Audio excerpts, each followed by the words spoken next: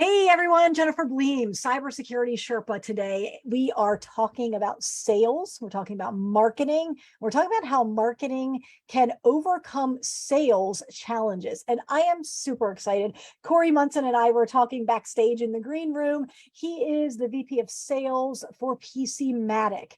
And we are going to jump right into this topic because Corey,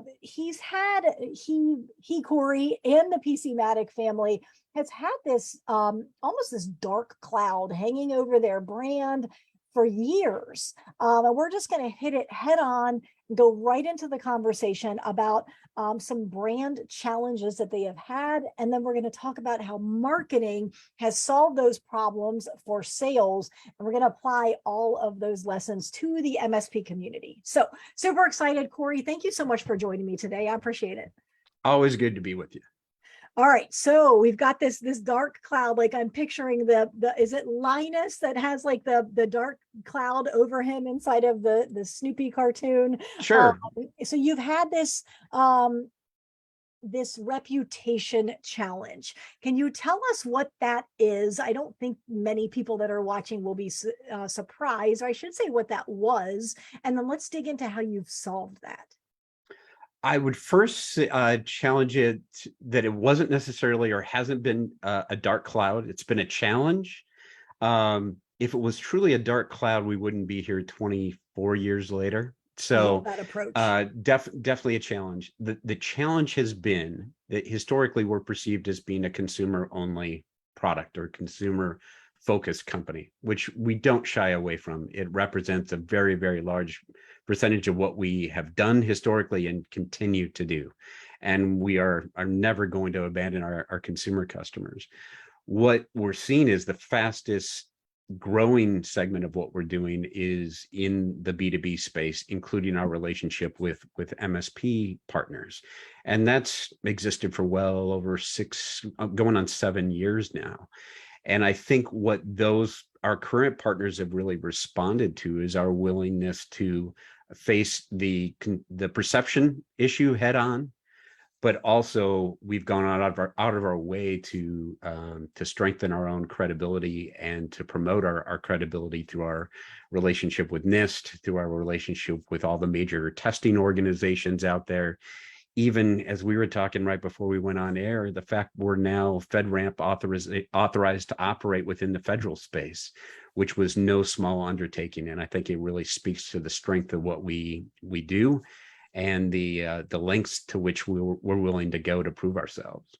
So I do want to park on that. The FedRAMP authorized, is that the right phrasing? Yeah, it's authorization to operate. Correct. Okay, awesome. So one thing that a lot of people are not aware is that the Gartner Magic Quadrant, which is how a lot of software vendors, we're all trying to get into the Gartner Magic Quadrant and get up and to the right, in the upper right-hand quadrant.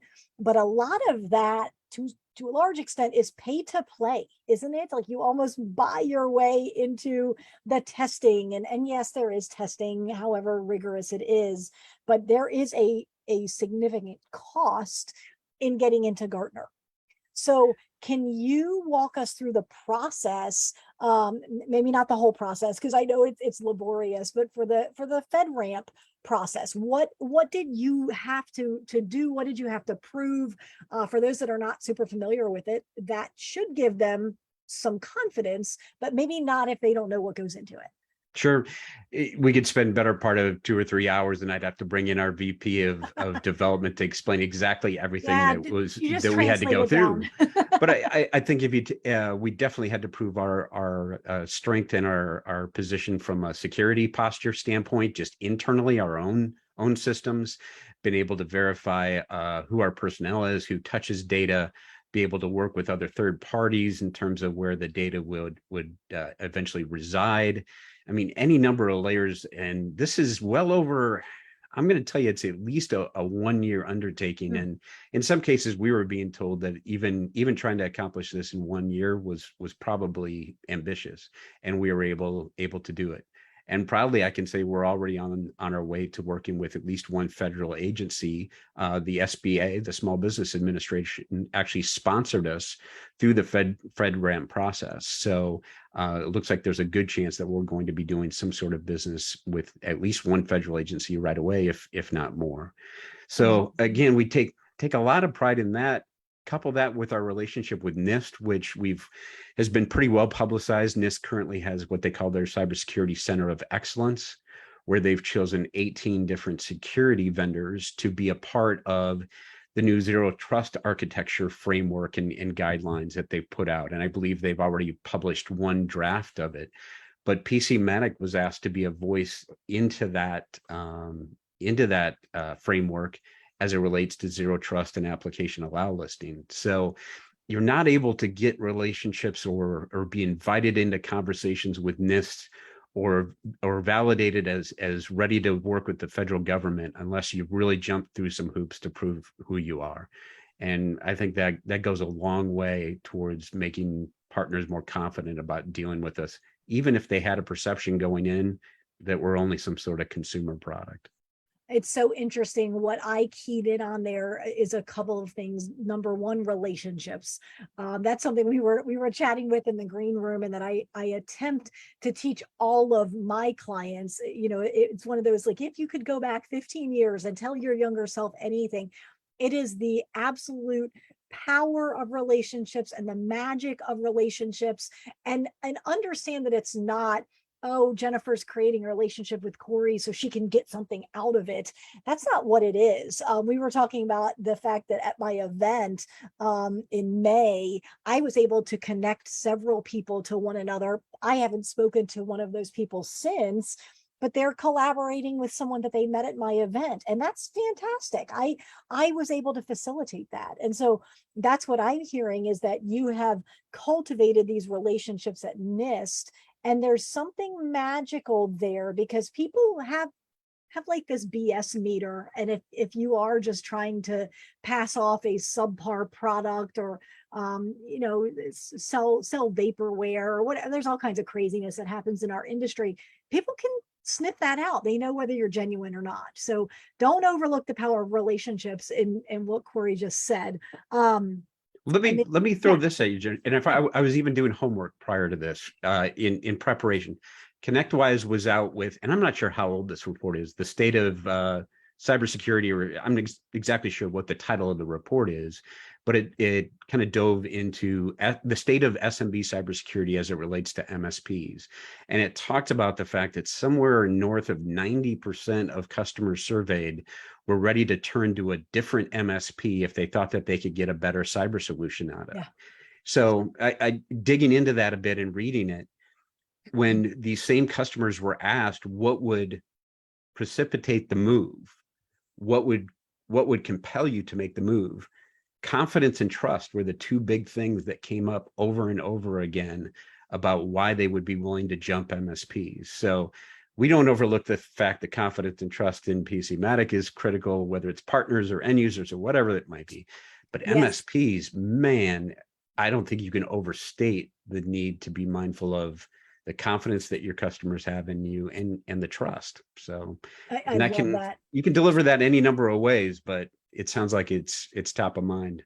Well, sales really is a transference of energy. And so it's that transference of confidence. Like, I, as the MSP, am confident that I can help you mitigate these risks because of the people I've partnered with, or the stack that I've put together, or the processes that I've written. And so that ability to state that passionately and confidently, and then I teach, you empathetically say, can I please help you? Like, these are big problems. We've got to get these resolved.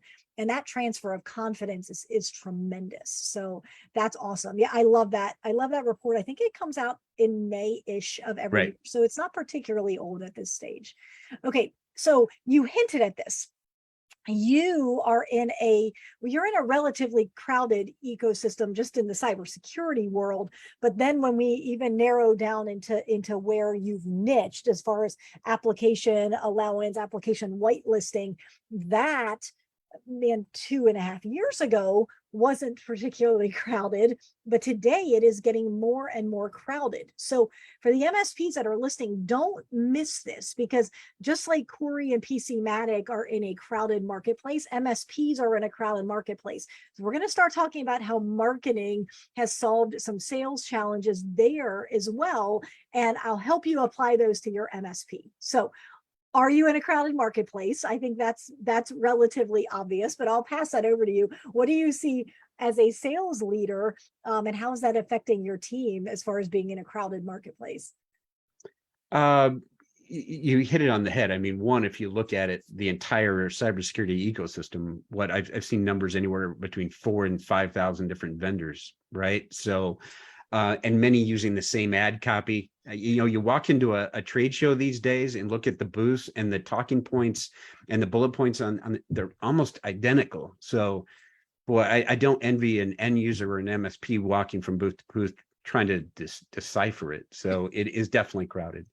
When we narrow it down to what we focus on, which happens to be application allow listing, and it's actually been the basis of our product for well over 20 years now.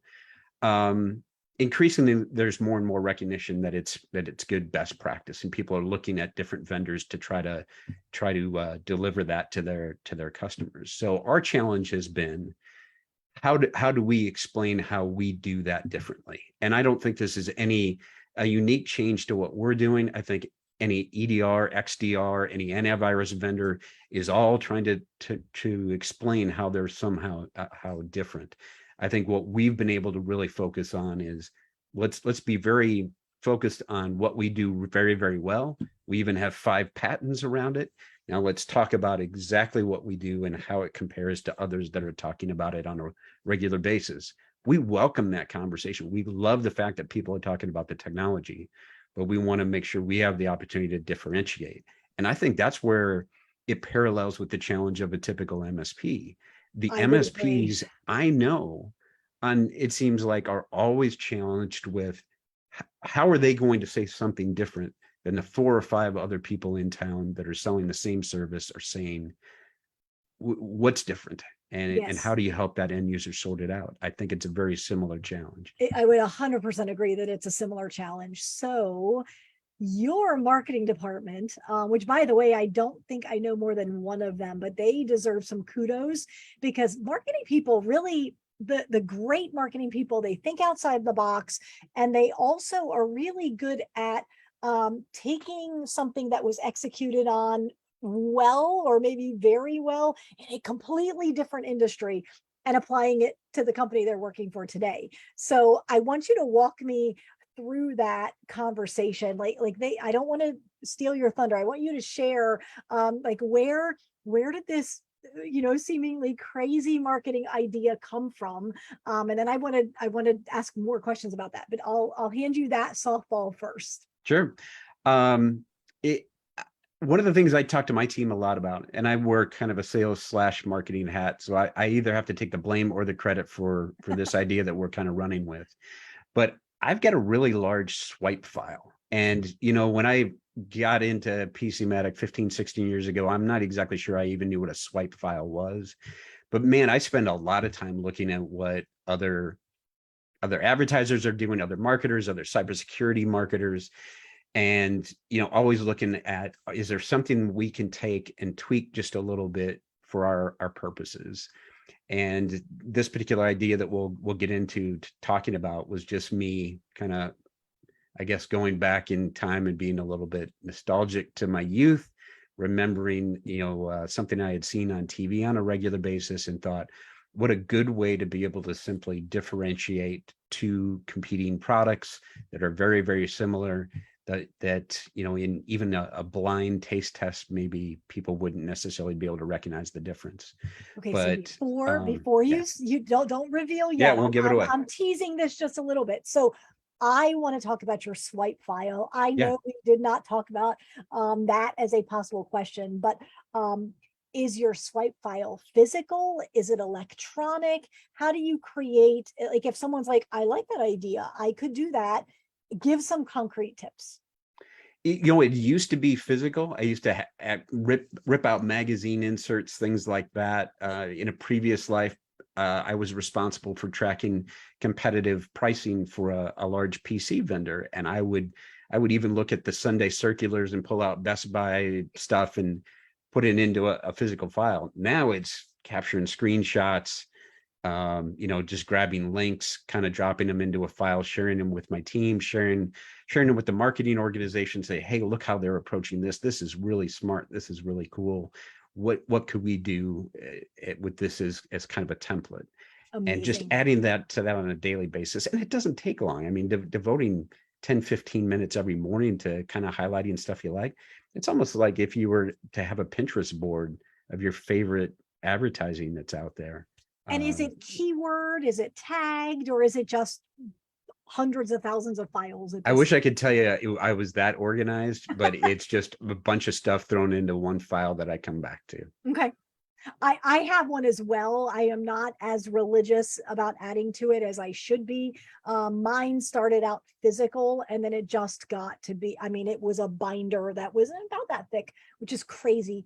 But I also, I went to the Build It conference in New York City and just grabbed I didn't steal something from every booth. I stole the best of the things from everybody's booth, right? I think it was, can't remember which vendor it was, but that wasn't the point. They had 3 breakout sessions and they were allowed to do a seat drop. So they purchased a seat drop and then they put on everybody's chairs the 3 session titles, topics, and rooms that they were going to be in. And I thought that's a clever way to use a seat drop. Usually a seat drop is just a 1-page flyer about the company. And it doesn't usually have a call to action on it. It's boilerplate, kind of boring. And I thought, this is really clever. This is a different way to use a seat drop. I like this. And so I saved it, and it's in my swipe pile. It's not really a file right now. Pile. So, I like pile better than file. Yeah. Yes. Okay. So I love that. I actually have a couple of digital marketing colleagues that store their swipe files online. I'll send you one of them. It's free. I think it's swipefile.com or swipefile. I think it's swipefile.com, but it's great. And it's essentially an electronic Pinterest board, except he's not using Pinterest, and it's fantastic. Okay. So swipe file. And then you said kind of going back to your roots and nostalgia. And there is something very psychologically powerful about that.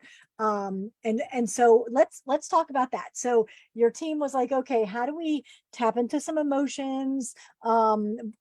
Competing awfully similar products. So tell me what you ended up doing.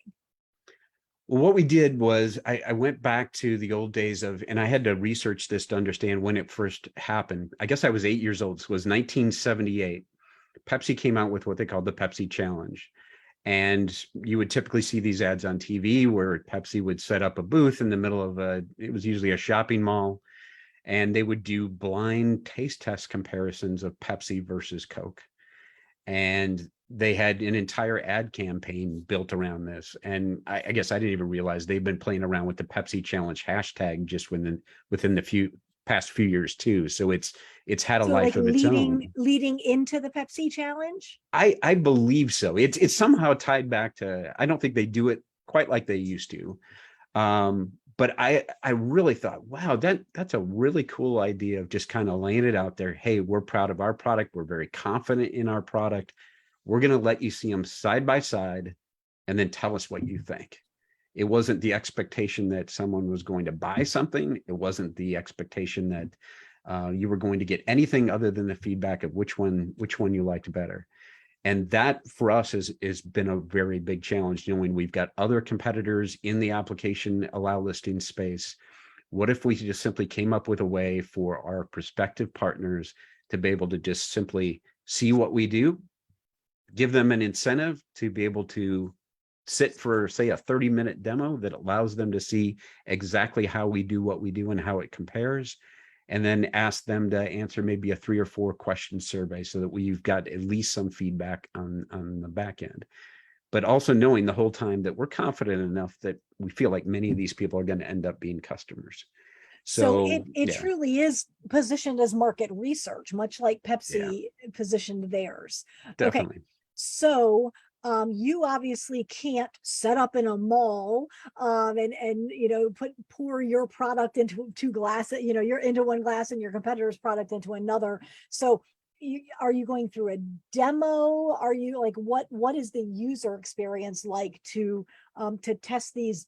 They have a product already, now they're testing yours. Because my skepticism is like, I don't really want a demo. And I don't know for sure. If you're doing a demo, then I apologize. It's the joys of a live interview. But I'm always a little skeptical of a demo, because if you're demoing something to me, you can avoid those deep dark crevices that you don't really want to show people, because it always throws an error, or it isn't quite as fleshed out as you would like, or oh oops, that integration isn't working today. And I don't mean the joys of a live demo where things just go wrong, but I mean the poor pieces of a software tool that the person demoing just kind of manages to not talk about.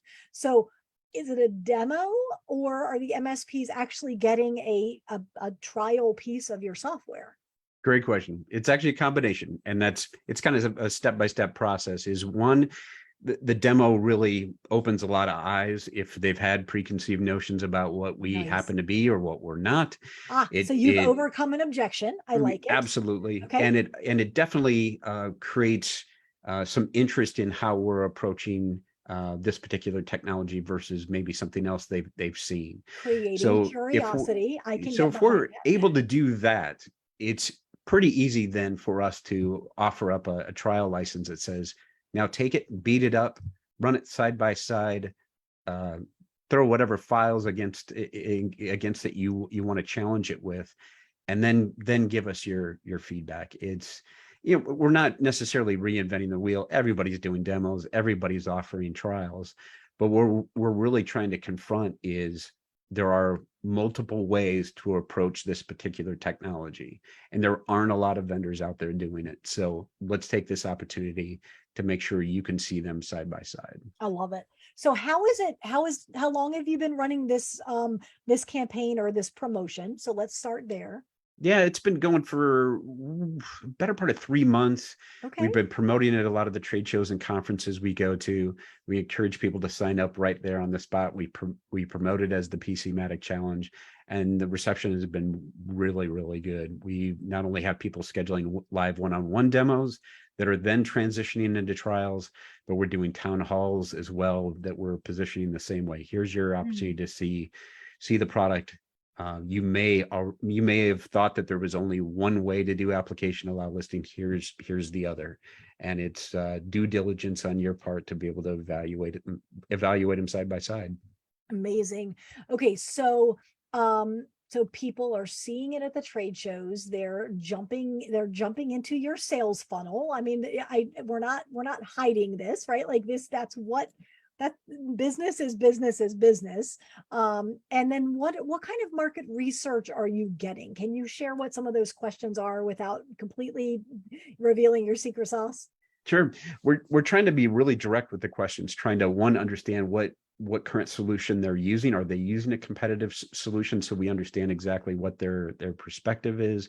We try to understand their timetable if they're evaluating application allow listing solutions and where they're at in that buying cycle. And then we flat out ask them, are you ready for a trial? Are you ready to engage? Do you want one of our team members to call?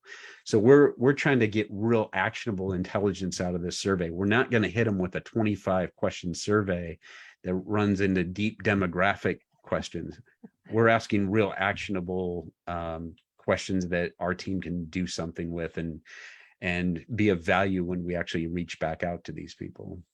So you're doing all of this for free, and then are you compensating the MSPs, because there is time involved, obviously, in exchange for your market research? Yep, we're offering up $50 Amazon gift cards. So during sign up, we were very clear that, hey, if you're willing to sign up for the demo and complete the demo, we are very clear that you need to complete the demo to get the $50 Amazon gift card.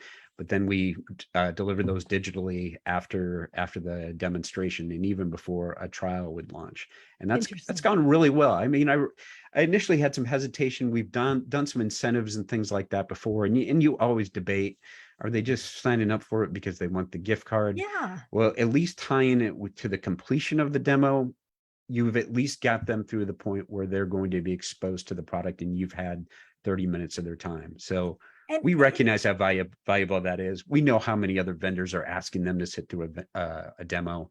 We're definitely willing to compensate them for that time. Yeah, and if I look at that kind of from the outside looking in, number one, you are confident about what you're offering if you're willing to say, do a demo, get a trial, poke holes in it, and we just want your feedback. We're not going to bludgeon you to death asking you to buy from me. So that confident, going back to what we talked about at the beginning, having trust and having that relationship, that's what you're cultivating during this process. And then the other factor is that I suspect that people they're not going through the process to get the $50 offer or to get the $50 gift card. It's possible that it's simply the $50 gift card is catching their attention and it's serving as a pattern interrupt. So that's very fun just from a salesmanship and marketing angle. So I like that. Yeah, it's gone a long way to differentiate. And, one of the things I considered is, all right, from an MSP perspective, if you're trying to differentiate, obviously you can't necessarily do a demo of your security stack and what you're offering up to customers, but I think there's real opportunities to differentiate, even things as simple as case studies and testimonials. And this is probably all in your book. And I should have gone and checked to see which chapter this is in, but it's not, because I would technically, yes, that's supportive of sales, but I would technically call those marketing activities. And mine is literally all about sales. So got it. Keep going. Yeah, I think anything that third-party validation in the MSP arena, I think could be really powerful, especially if you're a business owner in town and you hear or see or read about a testimonial from another business owner. I think that's as powerful as anything you can do. Any MSP can churn out 5 bullet points and throw them in the newspaper or do a Google ad around it. But if you actually have a satisfied customer that's willing to go on record about their experience with you, I think it's worth the extra time and energy it takes to capture that. Yes, because your prospective client may not trust you, but they will trust that external third party. So it's interesting because with you, we started by talking about being FedRAMP certified or getting that certification. And so that serves as external third party validation, and as do testimonials and case studies and certifications and many other things that MSPs have access to. So I love that. I always am curious. There's times I want to be a fly on the wall of the conference room when somebody says something like, hey, let's do a spin-off of the Pepsi taste test challenge, or one of the vendors did a Where's Waldo competition. Mm-hmm. All of these that are so out of the box in our industry, but also outside, like the hump day, I don't even remember which insurance company it is, State Farm, maybe, I don't know if that's how awful the advertising campaign is, but those are so out of the box. So how do you, as a sales and marketing leader, force yourself to maybe adopt some of these out of the box ideas instead of just saying, well, we're too professional for that, or that's, too much of a risk, or whatever all of the thoughts are that go through your mind when you're presented with an opportunity like that? I don't look any further than my inbox on a daily basis and look at all the repetitive, recycled sales pitches that I see in my own inbox every day.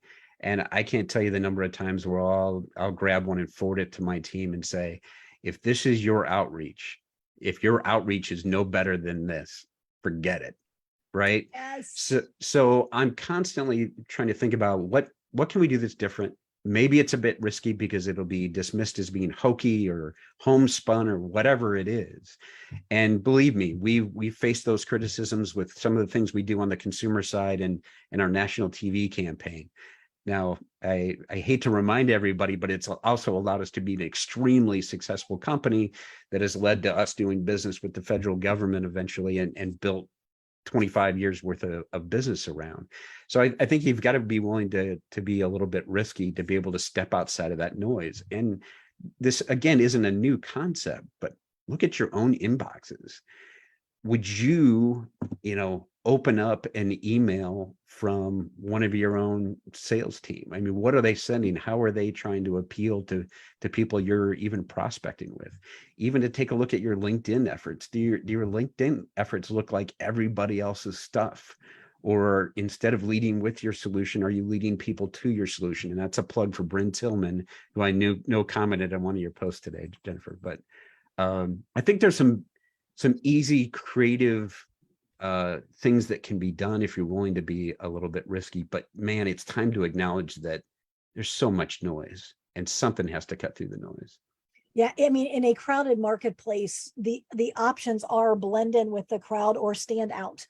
And so you have to do something that on the surface nobody else is doing, whatever that might mean, dressing up like Waldo or doing we're giving away a gift card in exchange for you going through. I mean, there's some hoops that they need to jump through. It's not like I've seen register for our webinar and you'll get a gift card. And I'm like, people register for webinars all the time, but they don't show up and they don't stay for the whole time. They may not even be engaged. And so I like the way you were very clear about what is it we're trying to accomplish. We need market feedback, and we'd like to see whether our clients, our prospective clients, can actually tell the difference between us and our competitors.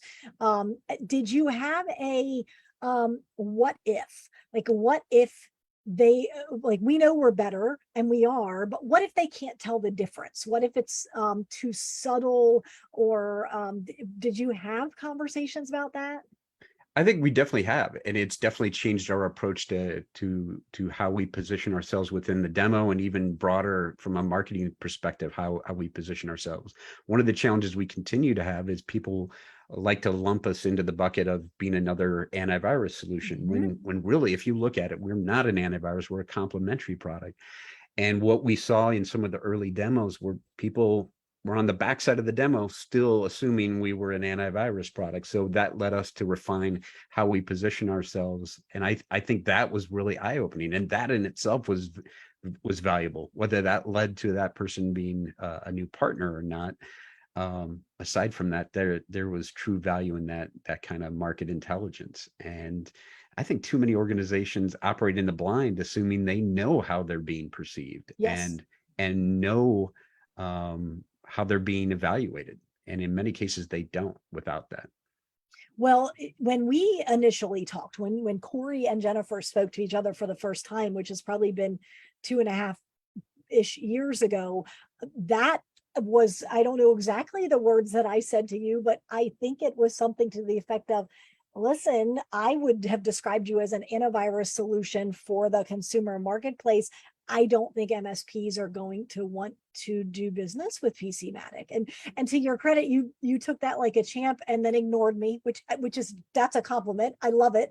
And that's the other thing is, as business owners, we all need thick skin. Like, we all need to be able to take advice, but have discernment as well. Because if Corey had taken my advice, we would not be having this conversation today. And I mean, not that he would have said, oh, Jennifer said not to do it, and he just doesn't pursue the MSP world at all.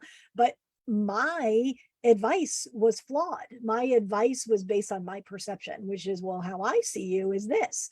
And that wasn't at all accurate. So that's the other thing that I like about this campaign is there is an aspect of how do we challenge the preconceived notions of our prospects without telling them that they're wrong, because nobody wants to be told that they're wrong. And so this is just a very soft and easy approach. Like, we'd like to pay you for you to tell us our flaws. Would you be willing to do that? And of course, everyone would like to poke holes in software solutions. So that's fantastic. Yeah. I love it. So what's coming next? Anything you're allowed to hint at that's on the development roadmap? Yeah, I can tell you the thing you'll definitely hear more and more about is as we broaden out within the MSP market, we're working on some integrations with a couple of the major RMM platforms. Nice. And you'll hear more about that at a bigger conference in the fall that many of us will be at. So that's probably the single biggest development from an MSP front, along with the continued reach into the federal space, which we're even engaged with some MSP partners that specialize in federal work and work with the defense industrial base. So you'll continue to hear more and more about PCmatic being involved there. Also looking at other opportunities to integrate. I'm not at liberty to say, but I can tell you that we're always talking to other OEMs about the possibility of taking PCmatic technology and building it into their products. We're always open to those conversations. So Interesting. more and more about how unique our approach is, how unique the technology is, and other ways to implement it and use it and benefit from it. So you haven't heard the last of PCmatic. No doubt, no doubt. I love it. Okay, so if we go back to the PCmatic challenge, that has got to have perked up a couple of ears today. Is there a landing page? Is there an email address? How can they either sign up for that or get more information on that? Sure. Easy as going to pcmatic.com/MSP.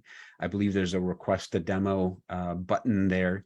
Click on that. You'll be taken to a Calendly link that allows you to sync with our sales engineer calendar, so you can pick a date that aligns with your schedule.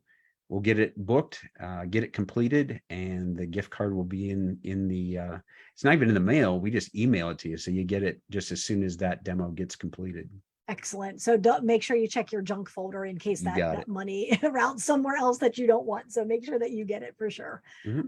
Amazing. I hope that the MSPs that were listening or catch this on replay have taken some really tangible notes from some mindset shifts, some ways to use marketing to solve sales challenges, to create a swipe file, to really be willing to jump out of the pack and do things that are maybe just a little bit risky, and have some metrics. What does success look like, and what happens if we're not getting that? How are we going to pivot? So I feel like we got a crash course on the marketing and sales dynamic inside of businesses, which I always appreciate your feedback and just your approach and how you look at that. So thank you for your time. I appreciate it. We definitely need to do this again soon. It's always fun. Thanks, Jennifer. Absolutely. Have a good one. You too.